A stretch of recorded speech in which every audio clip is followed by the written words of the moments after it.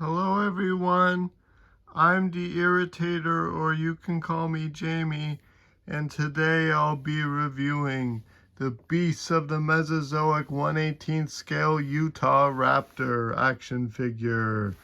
So first let's look at the box. So you can see we have some lovely artwork by Gabriel Guetto.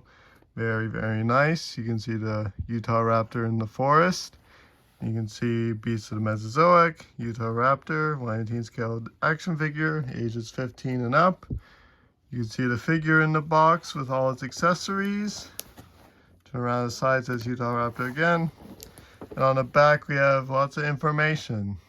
So we have a little description of the animal here, and pause the screen now if you want to read it. And it's got the dinosaur stats, which are also on the card, and a detail about the figure, and also the other figures in the line that are available. So yeah, now it's out. Now let's take it out of the box and look at it. So here we have the collector card. You can see a wider image of the art that's on the box. I don't know what this small dinosaur is. If anyone knows, let me know down below in the comments.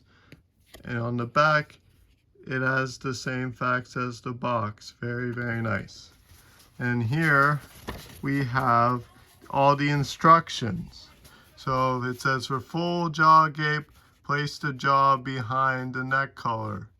The figure can stand without the base if properly balanced. The adjustable stand has a wedge with two slides, low and high, or low height and tall height. Standard base can be used with varied rod combinations. Plug the rod into the base at the lower end. Cradle parts are compatible with the adjustable base. When attaching the base arm, turn sideways and twist upwards. Feet can be easily swapped, but the peg may need to be posed prior to attaching. Let's look at the accessories the figure comes with now. Here's the accessories. So it comes with a pair of alternate feet, which appear to be running toes with the arched foot for running. That's pretty cool. And here's all the stand parts. We got the two arms, we got the base, and here's all the clamps, and here's the base it comes with.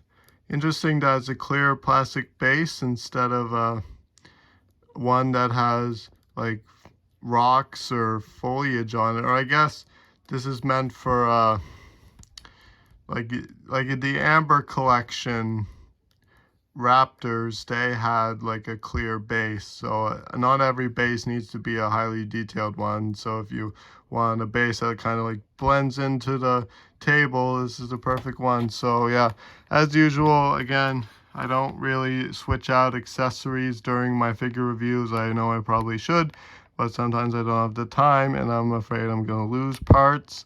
So I'll just leave this in the box for now. So let's move on to the figure itself. Alright, here is the figure out of the box. And a pro tip, the tail would not go on until I dip the tail in hot water for 2 minutes. That's what you do with basically every figure in this line. If you can't get the tail on straight out of the box, and you either got to use a hair dryer or dip it in warm water in order to heat up the socket for the ball joint so it can go on easy. So now the tail is fully on. Yeah, so hopefully that helps you guys if you guys get this figure. So yeah, let's look at the paint, sculpt, and detail now. So I believe that this color scheme is based off of the harpy eagle. If I'm wrong, let me know in the comments below.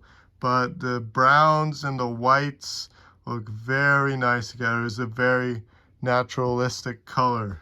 Very nice. I love the yellow hands and feet, because like basically all of Utahraptor is feathered except for the palms of the hands and the feet. And I never understood, like there's the knee, but is that the ankle here?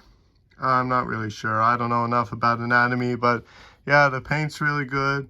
Sculpt is really good too. You can see lots of individual feather detail, varying feathers all over the bodies. all over the body. My favorite part is the wings with that orange coloration as well. Very, very cool. Yeah, underside, nice and white colored. I love this blue streak behind the eye here. Reminds me of Blue from Jurassic World.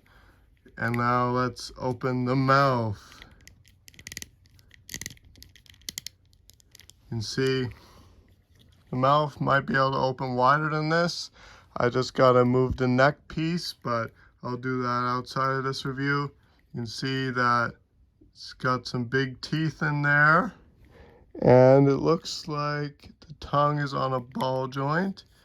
You can see in the roof of the mouth, you can see those, I forget what they're called, but those holes that help with, like, I don't know if they help with smell or breathing or what, but if anyone knows, let me know down below. So very, very nice detail. So let's move on to articulation. All right, for articulation, the mouth can open and close. The tongue is probably able to move too, but I won't do that right now. And then, yeah, mouth can open and close. Head and neck, it can look up, can look down, and side to side very, very nicely. That is really cool how far it can look to the side. And on the other side too, very nice range, very, very nice. Coming down to the arms, they can go up. I'm assuming they can rotate 360, but I don't want to scratch the paint.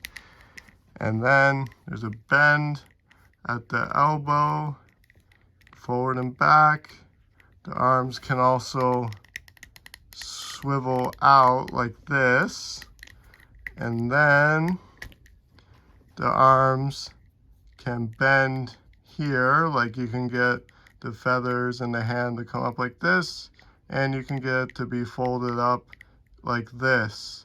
Very, very cool. And yeah, there's no swivel in the hands. They're stuck in the scientifically accurate clapping position. You cannot turn the hands pronated like our hands. So this figure is accurate as possible, just like the real animal wasn't able to rotate its wrists.